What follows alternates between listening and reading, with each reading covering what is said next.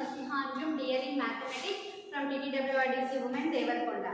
So today we are going to discuss from abstract algebra group theory topic. In the group theory we will see these are today's sessions topics. So today I will explain these four topics. First, what is real number system? Then we will see what is a group and what is an abelian group. Then we see some examples of groups and abelian groups. Then we will conclude this session by the properties of groups. Let's start the session. Yeah. So we will start with what is real number system.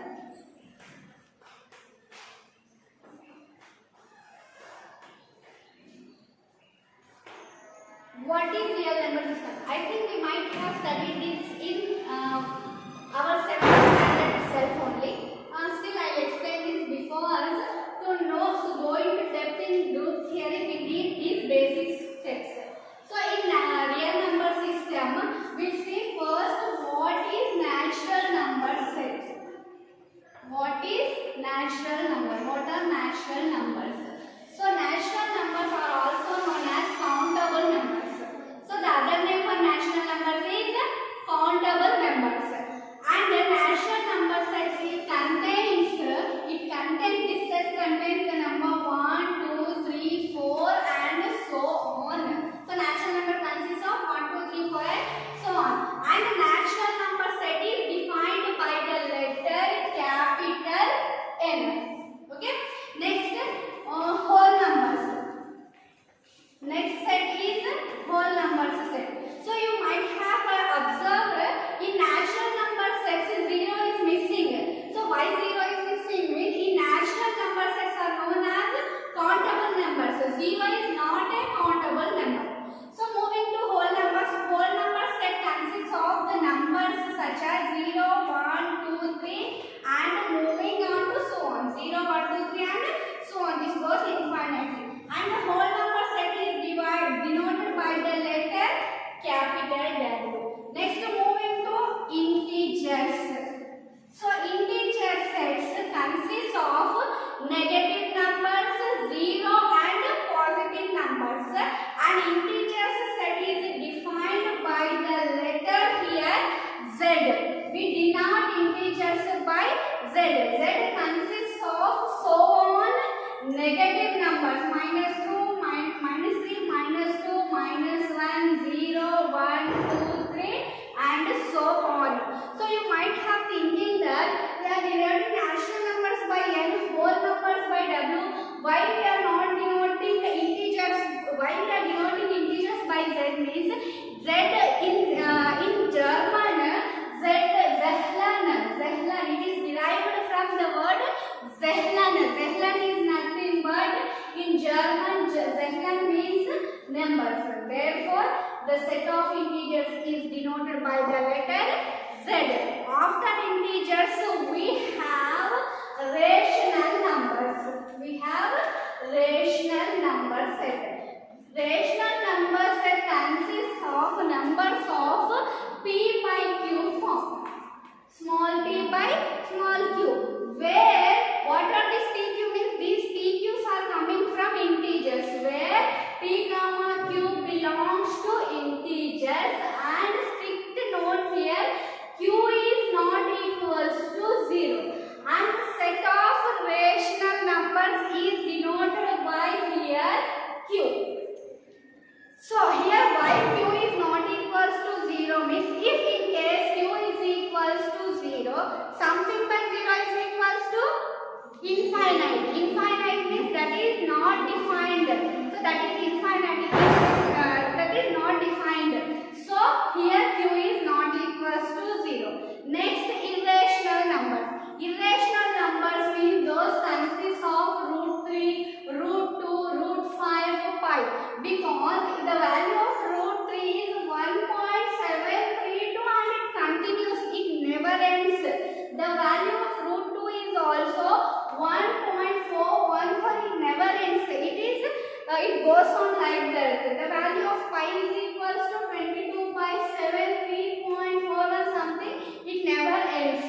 Next, moving on to real number system. Our very own real number system. So real number system is denoted by consists of rational numbers plus irrational numbers. Rational numbers plus irrational numbers.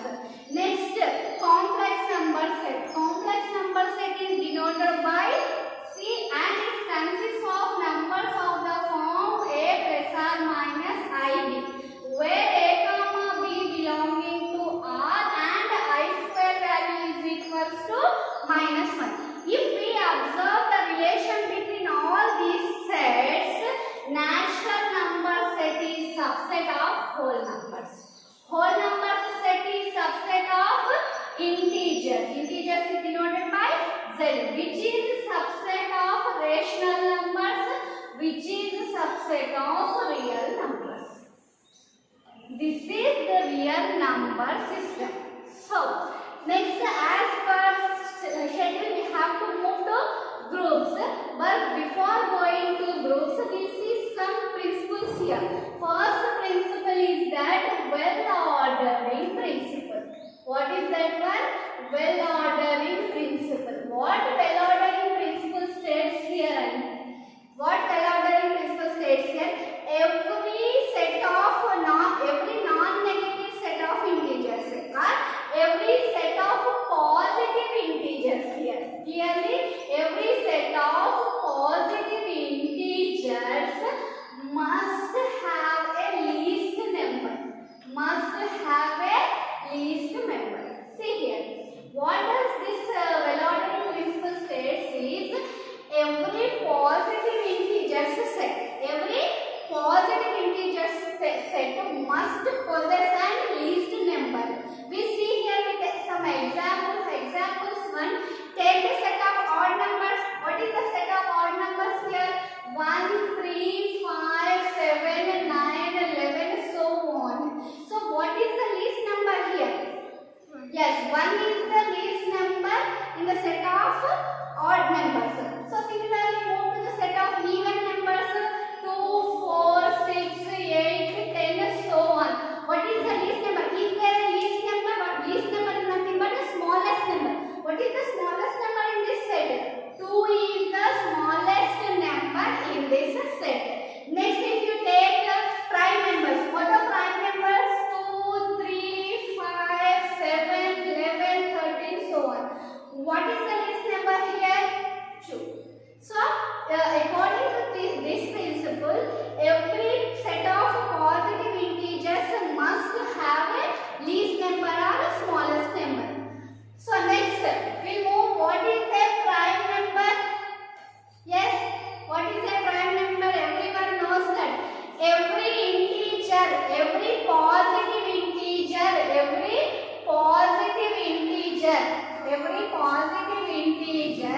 which is greater than 1. Every positive integer which is greater than 1 is said to be a prime number if it has only 2 factors. If it has only 2 factors, what are those 2 factors?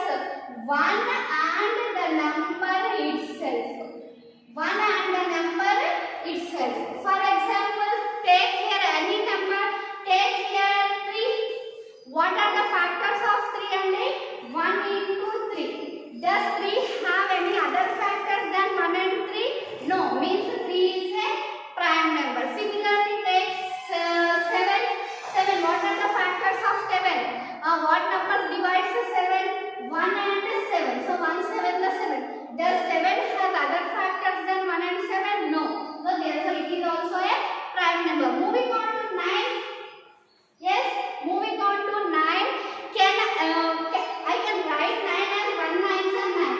Is there any other way to write 9? Yes, it is there. What is that? 3 3s are 9. So the factors of 9 are 1, 9 and 3. Therefore 9 is not a prime number. So here a competitive bit and they ask in the reasoning how many prime numbers are there between 1 to 50? Yes, how many prime numbers are there between 1 to 50? 15 prime numbers. How many prime numbers are there? 15 prime numbers are there. How many number of prime numbers between 1 to 100? 25. prime numbers are there between 1 to 100. So, what is can you list some prime numbers? Yes? 3. Starts with 2, 3, 5, 7. Is 9 prime number? No, because it has factors. 11, 13, 17, 19. Yes. 21? No. 3 7 are 21. 23. Others. So on. See here. So, what is the least prime number and 2? 2. Very good. And observe one thing here, except 2, the remaining all the prime numbers are odd numbers. It is a clear note. Except 2, all the other prime numbers are odd numbers. And they ask like that, what is the only even prime number? Yes, what is the only even prime number? 2 is the only even prime number. So we move to the next. So, we'll see here, we have seen the list of prime numbers is here. 2, 3, 5, 7, 11, 13, 17, 19. These are known as and so on. And it goes like that. So, these are known as prime numbers. So, except this, what are the other numbers here? 4, 6, 8, 9, 10. So, what are these known as? Composite numbers. What is that? Composite numbers. Composite numbers. The number other than a prime number is known as a composite number. Yes, now we are moving to what is the definition of a group. Before moving to the definition of group, we'll see some definitions or some properties, or we can say that as some axioms. Okay? Very important. See here. First axiom is that what is a binary operation? Yeah? What is a binary operation? Without this, we cannot define group. Okay? What is a binary operation? First, take any non-empty set here. Like I am considering here, let capital S be any non-empty set. Let capital S be any non-empty set. And here, take a mapping. Let define star be any operation. This star is said to be binary operation if star maps from S cross S to S is a mapping. So, let S be any non-empty set and star is, first of all, star is any operation, the general operation. That star is said to be binary operation if star maps from S cross S to S is a mapping. Then we can say that this star is a binary operation. Next we will move to the property, closure property. What is that one? Closure property. Closure property. So, take here same as it is, let capital S be any non-empty set. Pay attention here, let capital S be any non-empty set. And here same, star be any binary operation. Star be any operation, take here. Let star be any operation. If let A comma B belongs to S, means already we have taken S is non-empty. Non-empty means it contains some elements. Take two elements in the set S. If you take two elements A comma B in S, if you apply this operation A star B, the result must also belong to S. Okay? If you are taking any two elements from the set S, if you apply any operation on those two elements, the result must belong to S. We'll see with an example here. See here example 1. So we have already discussed the number system now. So what are the natural numbers in it? 1, 2, 3, 4, 5. So on. Yeah? Non-empty set.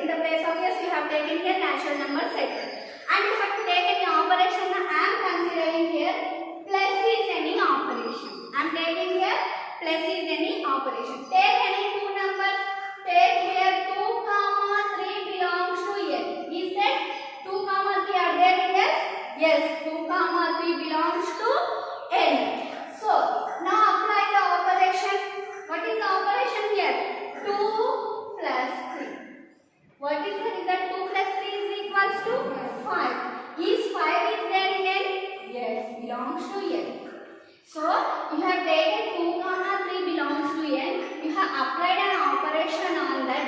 The result is also there in n. Therefore, we can say n is closed. Closed together. So n is closed under plus. N is closed under plus. Same example, same natural number set. See here, same natural number set. I put 3 so on. I am just changing the operation. What is the operation previously? Plus. Now I am applying here minus. Same numbers take, take the two numbers. 2, 3 belonging to n. Apply the operation 2 minus 3. Answer is how much? Minus 1. Does minus 1 belongs to n? No. Does not belongs to n. You have taken the two numbers, those number belongs to n, but the result, if you have applied operation, the result is not belongs to n. Therefore, you can write here n is closed or not closed? N is not closed because the result does not belong to n. N is not closed. Here you have to mention the operation under minus. So is a clear closure. Next property is associative property. Next property, associative property. See here, let's take here A comma B comma C. Same process. Take S B any non-empty set here also. Let S be any non-empty set and star be any operation on S.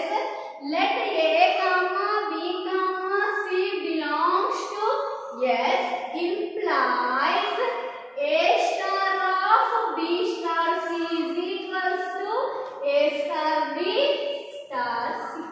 This is closure property. We see this property in problems. So remember this one. If A comma B comma C belongs to S implies A star of B star C equals to A star B of star C. Next, moving on to next property here, very important, identity property. What is that one? Identity property. Same process. Let capital S be any non-empty set and take here the binary operational. Let star be a binary operational. Let star be any operation defined on yes. So for all E belongs to S, for all A belongs to S, there exists. See here, for all A belongs to S means we are taking an element from S.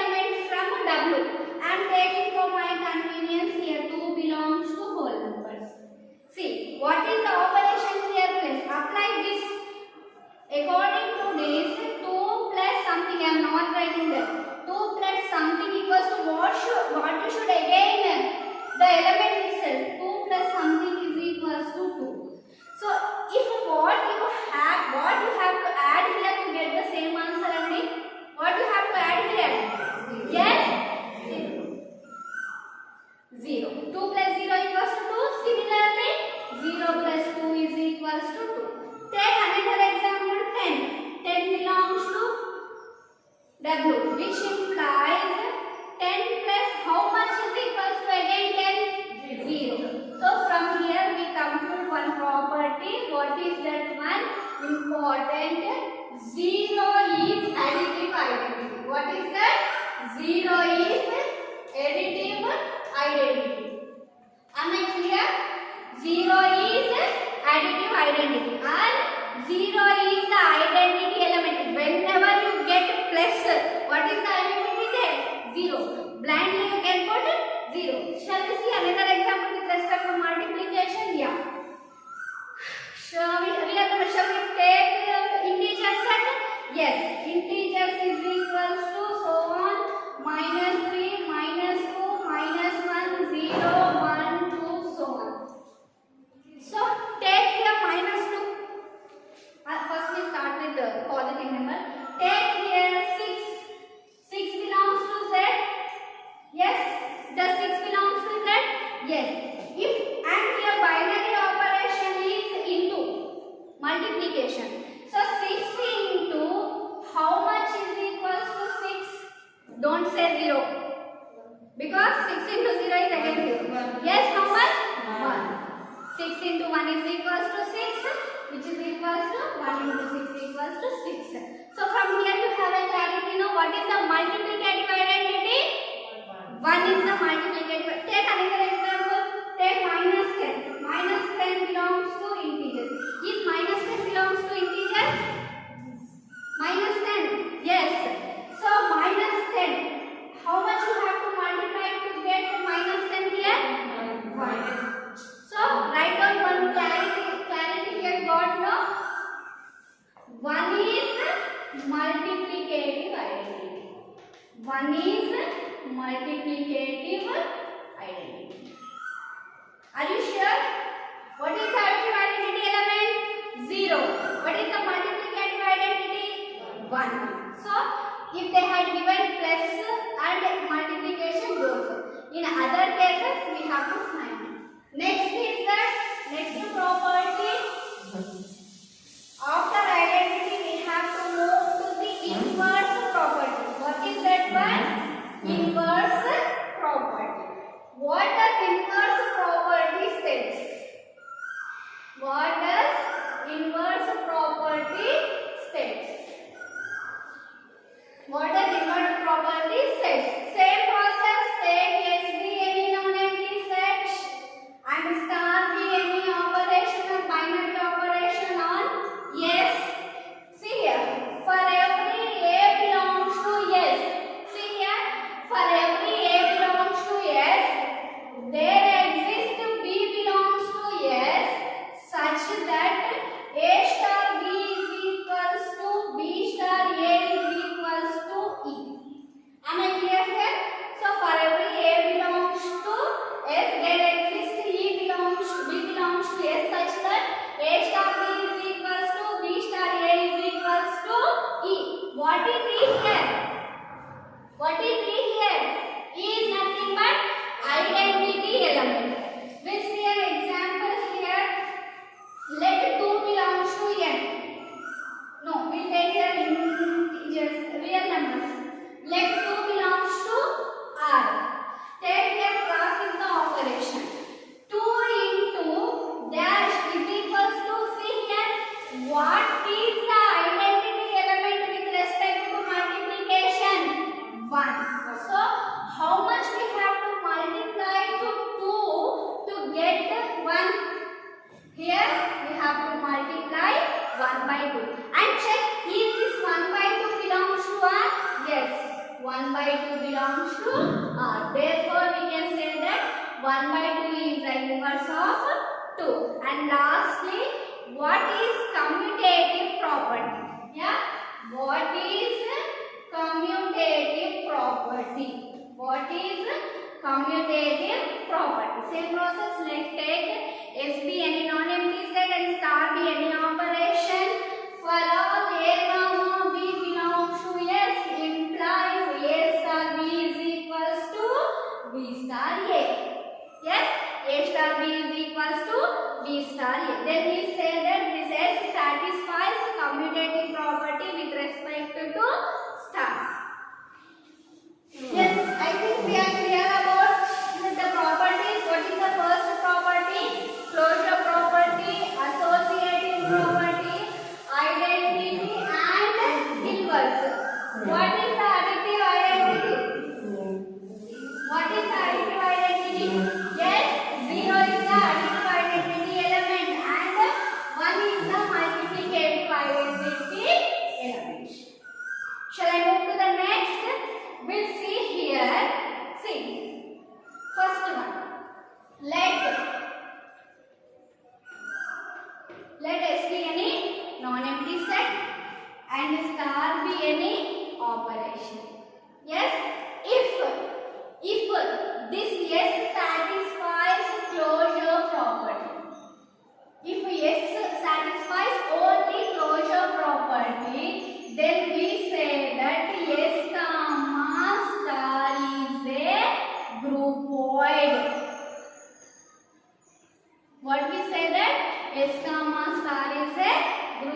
We are moving to the definitions. So if S is any non-empty set and star is any operation, if this S satisfies only one property, what is that property? And the closure property. Then we say that S comma star is a group. First one. Second one, same. Let S be any non-empty set and star be any binary operation or star be any operation. Then S comma star is said to be a semi-group. What is that? S comma star is said to be a semi-group if it satisfies two properties. What are those properties? First one is closure property. Second one is associative property.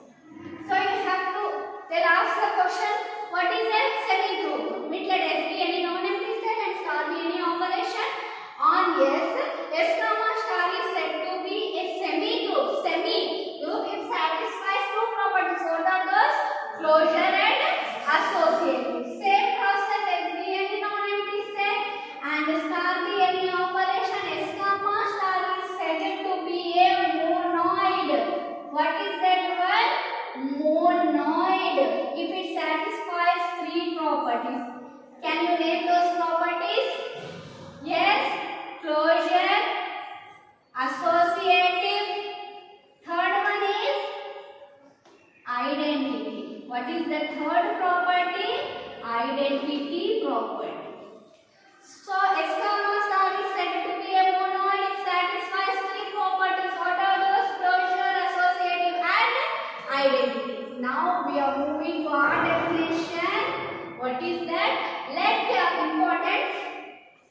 Let capital S be any non-empty set and star be any operation on S. Then S comma star is said to be a group. Let S comma star is said to be a group if it satisfies the following properties. What are those properties? Closure, associative, closure, associative, identity, and the last property is inverse. Very, very important definition. So a group must be satisfy how many properties? 4 properties. What are those? Closure, associative, identity, inverse. Then S comma star is said to be a group. You can replace this S by any set G, your wish. So because this is a non-empty set, so S comma star is said to be a group. It satisfies the 4 properties: closure, associative, identity, and the fourth one is inverse. And next one, abelian group or what is that one? Abelian group or commutative group. What is that one? Abelian group or commutative group. Yeah, can you name the properties here? Which properties should the abelian group satisfy? I can define this definition in 2 ways. First one, let capital S be any non-empty set here and star be any operation. Then S comma star is said to be a group if it satisfies the properties closure, associative, identity, inverse, and the last property, what is that? Commutative property. What is that? Commutative property. If you want to write the lengthy definition, you can write this.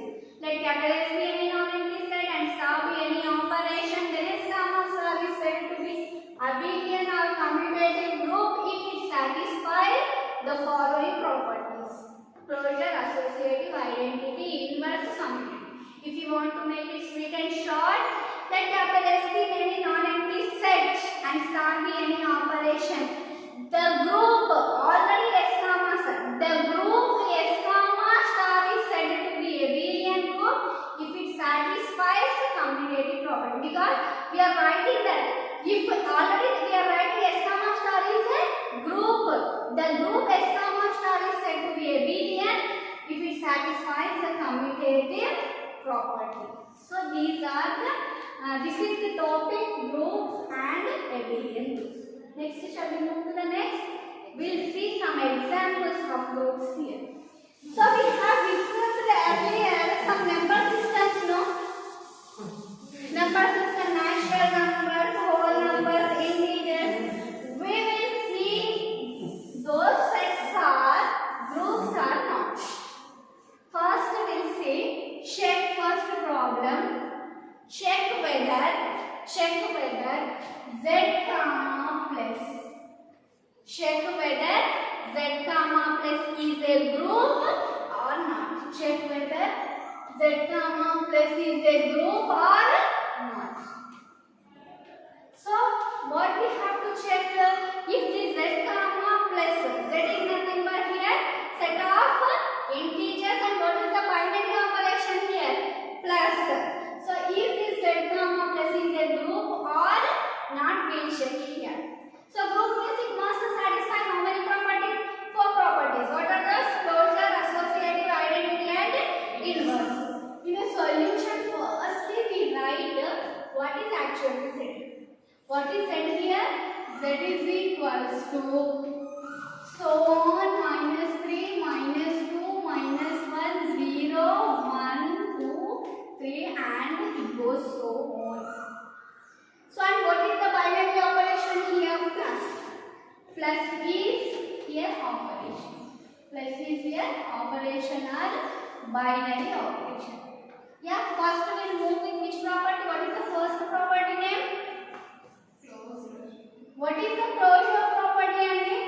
Generally, for all let a comma b belongs to, let a comma b belongs to G implies a star b must belongs to G. Ante kada? What is that? Let if two elements belong to the set G, if we apply the operation, the result must also belong to the same set. So here take no wish, any numbers. First of all, I am here taking minus 3 comma 5. Yes, does the set contains minus 3? Yes. 5? Yes.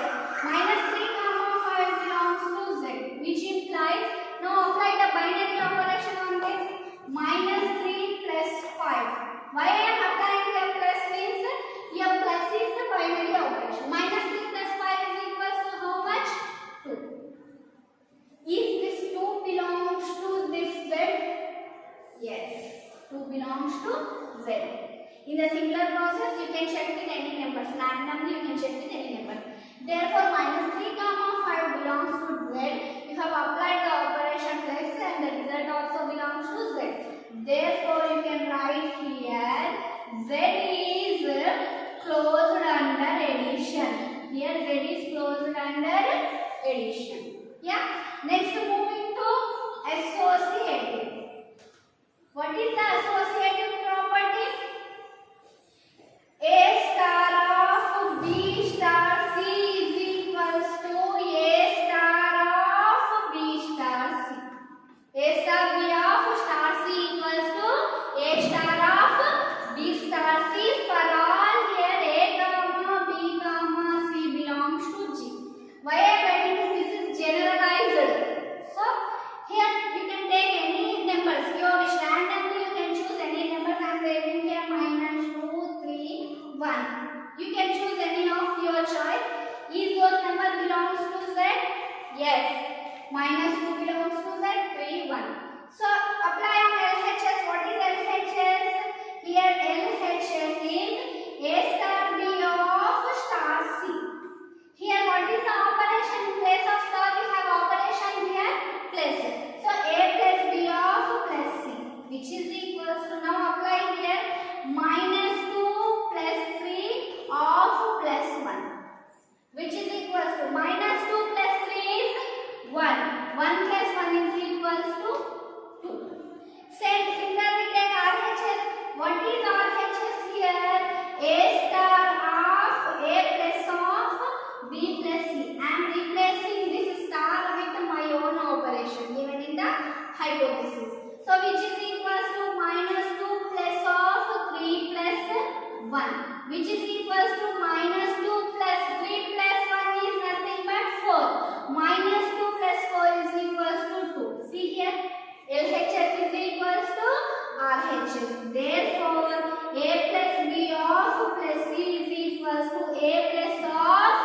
B plus C. Therefore, Z satisfies here. Here Z satisfies associative property. What is that? Z satisfies associative property with respect to what is the operation here? Plus. Next, moving to closure done, associative done. We have to move to the identity property. We have to move to identity property. So, what is the identity property? For every A belongs to G, there exists E belongs to G. This is generalized such that A star E is equals to A is equals to E star A. Yeah? So, what we have the operation here? What is the operation given in our question? Plus. Plus is nothing but addition. We already wrote a note. What is the additive identity? 0. So, generalized we know that 0 is additive identity. 0 is additive identity. Is this 0 belongs to Z? Yes. And also 0 belongs to Z. Therefore, you can write here directly.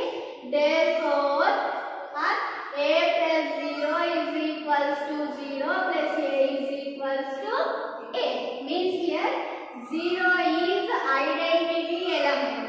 0 is identity element in Z with respect to addition. Moving to next, inverse. What is the statement of inverse? What is the definition of inverse? For every A belongs to G, there exists an element B belongs to G such that A star B is equals to B star A is equals to E. So if we apply our operation here, A plus if you take any number, take here any number 5. 5 belongs to Z. Imply what you get here, our operation is 5 plus how much is equals to 0. Yes and it? What is that? Minus 5. Which is equals to minus 5 plus 5 equals to 0. If you apply general method, what you get? A belongs to Z implies A plus of minus A equals to 0, which is equals to minus A of plus A equals to 0. Therefore, what is the inverse of A here? What is the inverse of A here? Minus A. Therefore, minus A is the inverse of the element small a. Minus A is the inverse of the element small a.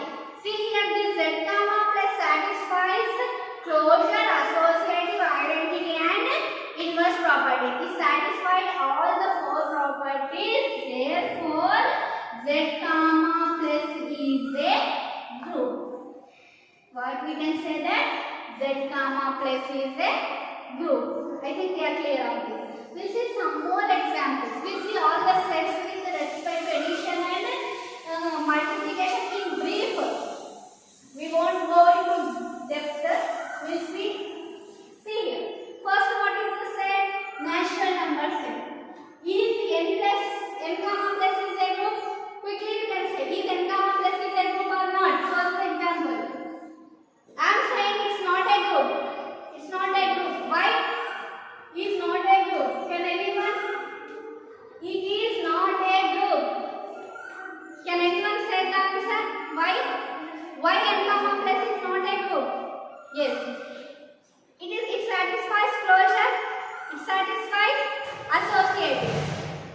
What is the operation here? Plus. With respect to plus, what is the identity element? With respect to plus, what is the identity element? 0. But the natural number set starts from 1, 2, 3, so on. If 0 is there in it, therefore 0 does not belong to n. It means n does not satisfy which property? N does not satisfy identity property. It does not satisfy identity property. Therefore, n comma plus is not a group.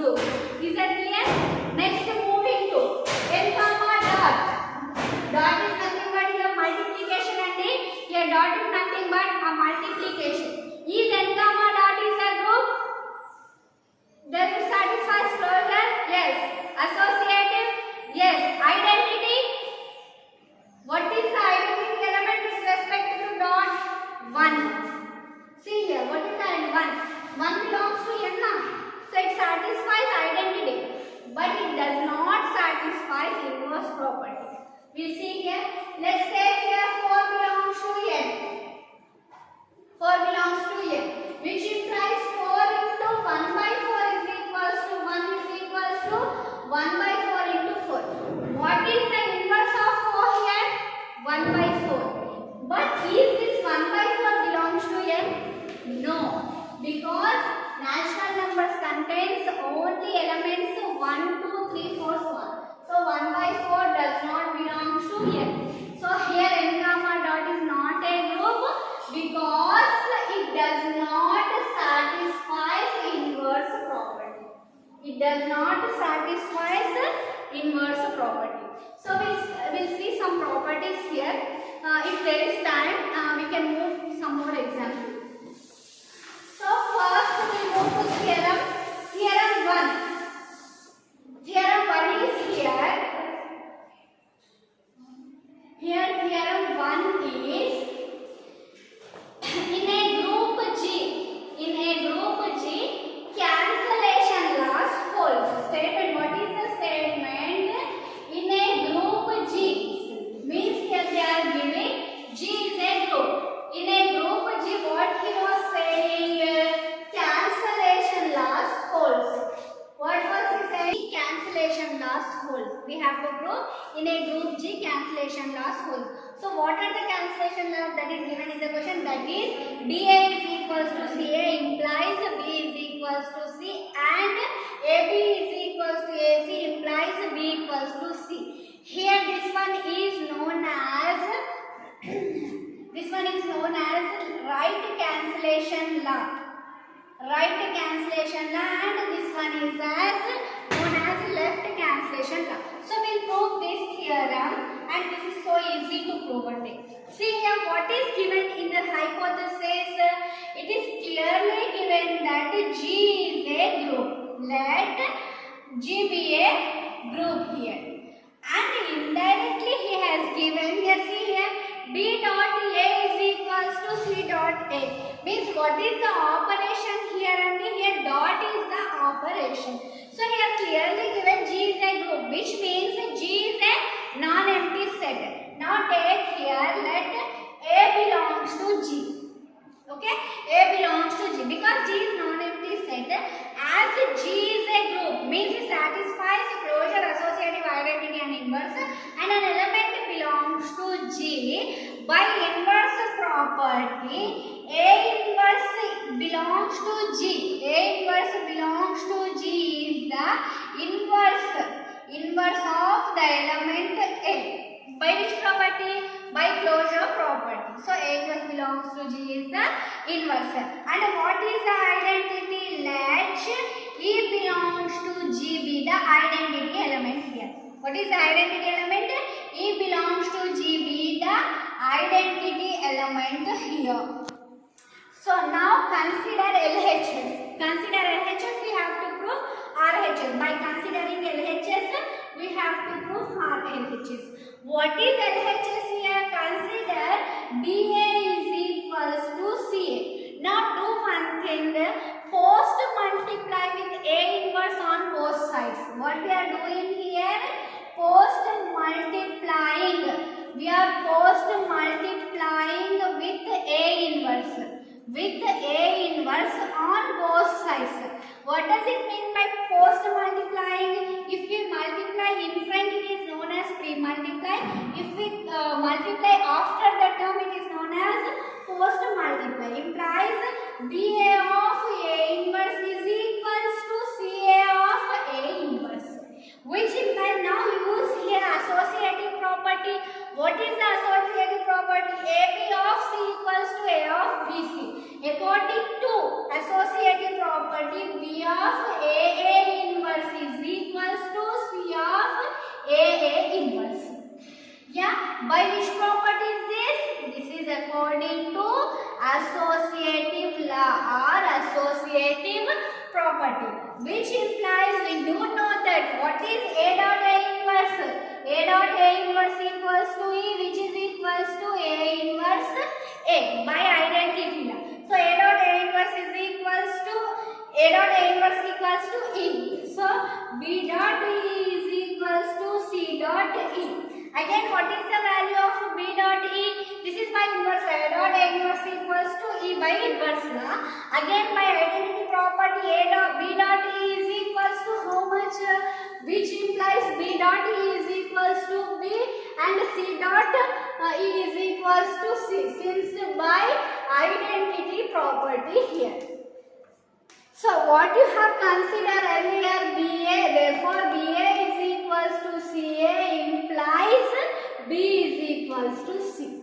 Here the right cancellation law holds.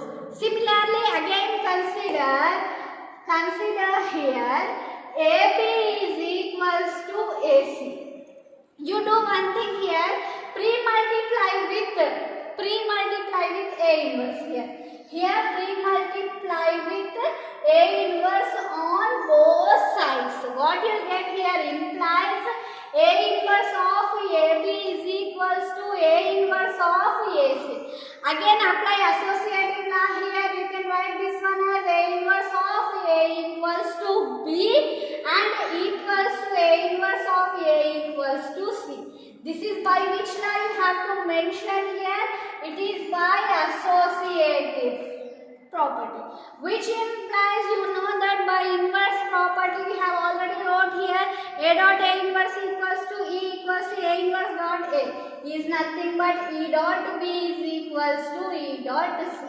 Again by identity property E dot B equals to B and E dot C equals to C, which is by identity property. What you have considered here, BA is equals to CA. Sorry, we have considered here AB is equals to AC. You got the answer here.